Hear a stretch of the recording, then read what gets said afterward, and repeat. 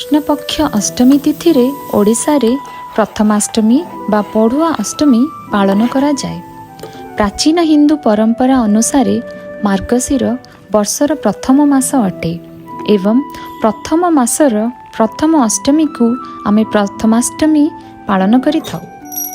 एही दिन घरर प्रथम संतान को बा ज्येष्ठ संतान को पूजा और वंदापना करा जाई थाए।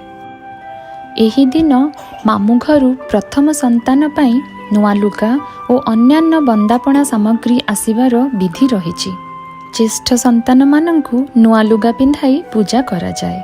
श्रीमंदिर रे मध्य प्रभु बलभद्रंकु नुआ लुगा पिंधाई पड़ुआ करा जाई थाए।